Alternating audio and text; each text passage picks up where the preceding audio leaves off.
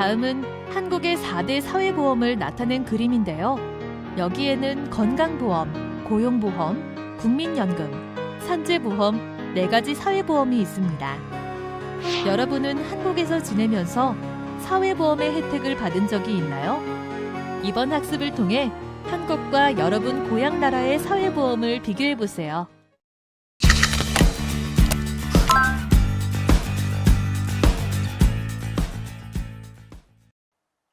안녕하세요.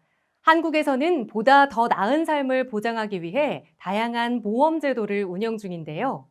오늘은 이와 관련해서 사회보험의 의미에 대해 먼저 살펴보겠습니다. 대한민국은 국민의 인간다운 삶 보장과 생활 수준 향상을 위해 사회보험과 공공부조라는 사회복지제도를 운영하고 있습니다. 사회보험은 질병이나 사망, 노령, 실업 등의 위험에 대비해 국가가 보험을 통해 국민을 보호하기 위한 겁니다. 이 사회보험은 법에 따라 국가가 강제성을 띠고 운영하는 것으로 의무 가입이 원칙인데요. 이에 해당하는 것이 바로 건강보험, 국민연금, 고용보험, 산업재해보상보험입니다. 그럼 사회보험 중 먼저 건강보험에 대해 알아보겠습니다. 건강보험은 아프거나 다쳐서 병원을 찾았을 때 의료비의 일부를 지원하는 제도인데요. 대한민국의 건강보험은 의료비 보장 체계가 잘 되어 있으며 본인 부담금 비중이 낮아 매우 우수한 것으로 인정받고 있습니다. 다만 치료가 아니라 미용이나 예방 등을 목적으로 하는 진료에 대해서는 의료비 지원을 하지 않습니다. 다음으로 국민연금에 대해 이야기해 볼까요?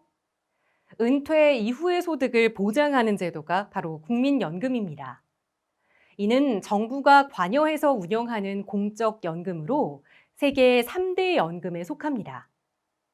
가입자가 나이가 들거나 사고 또는 질병으로 장애가 생겨 더 이상 돈을 벌 수 없게 된 경우에 가입자 본인에게 연금을 지급하고 사망했을 경우에는 유족에게 연금을 지급합니다.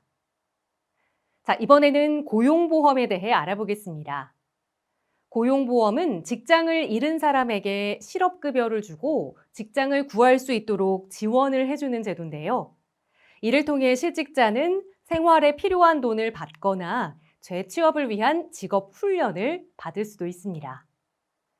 4대 보험의 마지막, 산업재해보상보험에 대해서도 알아볼게요. 산업재해보상보험은 줄여서 산재보험이라고 부르기도 하는데 이 보험은 일을 하다가 생긴 부상, 질병, 장애, 사망 등의 피해를 보상하기 위한 제도입니다. 예를 들어 직장 등에서 일을 하는 중에 생긴 재해로 다쳤을 경우 의료비를 지원하고 또 일을 하지 못하게 되는 기간만큼 일정한 급여를 주기도 합니다. 알아두면 좋은 플러스 팁 함께 알아볼까요? 노인 부양, 사회가 함께 해야 합니다. 노인 장기 요양보험은 제5의 사회보험으로 불리기도 하는데요. 이는 나이가 많거나 또 질병이 있어서 혼자서 일상생활을 하기 어려운 노인이 신체 활동을 할 수 있도록 도와주거나 집안일 지원 등과 같은 장기 요양급여를 제공하는 것을 말합니다. 국민건강보험공단의 자료에 따르면 2018년에는 장기 요양급여비로 5조 7,600억 원, 수급자는 62만 명으로 점차 늘어가고 있다고 합니다. 과거의 노인 부양은 가족이 도맡아 했지만 이제는 사회가 함께 그 부담을 나누어 지고 있는 겁니다.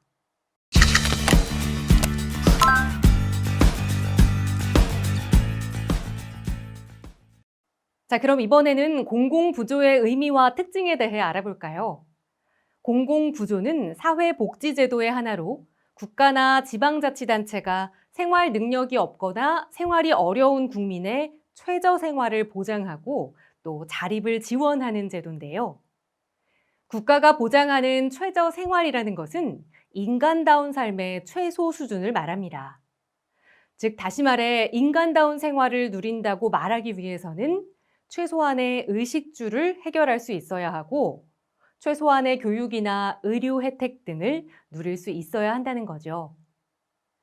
대한민국에서는 공공부조와 관련해 국민기초생활보장제도와 의료급여제도가 운영되고 있습니다.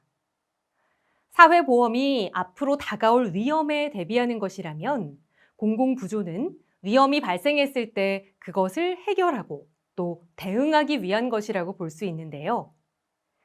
공공부조는 사회보험과 달리 저소득층 등과 같은 최소한의 생활이 어려운 사람을 대상으로 하는 것이 그 차이점입니다. 그렇기 때문에 국가나 지방자치단체가 거의 모든 비용을 지원하고 있습니다. 다음으로 국민기초생활보장제도에 대해 알아보겠습니다. 국민기초생활보장제도는 가족이나 스스로의 힘으로 생계를 유지할 능력이 없거나 또는 생활이 어려운 저소득층에게 국가나 지방자치단체가 생계, 교육, 의료, 주거 등의 기본적인 생활을 보장해주는 제도인데요. 이는 국가나 지방자치단체로부터 받는 급여 외에는 부양받을 방법이 없는 사람 중에 소득이 최저생계비 이하인 경우 그 지원 대상자가 됩니다. 참고로 2020년 기준 4인 가구의 최저생계비는 284만 9,504원이었습니다. 마지막으로 의료급여제도에 대해 살펴보겠습니다. 의료급여제도는 국가가 생계유지 능력이 없거나 저소득층인 국민에게 제공하는 의료비 지원제도인데요. 의료급여 대상자는 1,000원에서 2,000원 정도의 비용으로 병원 진료를 받을 수 있고 또한 입원 치료는 무료로 받을 수 있으며 약국은 500원에 이용할 수 있습니다. 알아두면 좋은 플러스 팁, 무엇인지 살펴볼까요? 의료급여제도 잘 알고 이용하고 계신가요? 의료급여 수급권자는 1차 진료를 의원이나 보건소에서 받을 수 있고 병원이나 종합병원 진료가 필요한 경우에는 진료 의뢰서를 발급받아서 1차, 2차, 3차를 단계적으로 받을 수 있습니다. 또한 수급자가 사용할 수 있는 의료급여 일수, 즉 병의원 진료를 받은 일수와 입원 일수, 투약 일수는 각 질환에 따라 365일로 정해져 있는데요. 만약 의료급여 수급권자가 2곳 이상의 의료기관에서 같은 병으로 같은 성분 의약품을 6개월 동안 215일 이상 처방이나 조제받은 경우 조제료 등을 포함한 약제비 전액을 본인이 부담해야 합니다.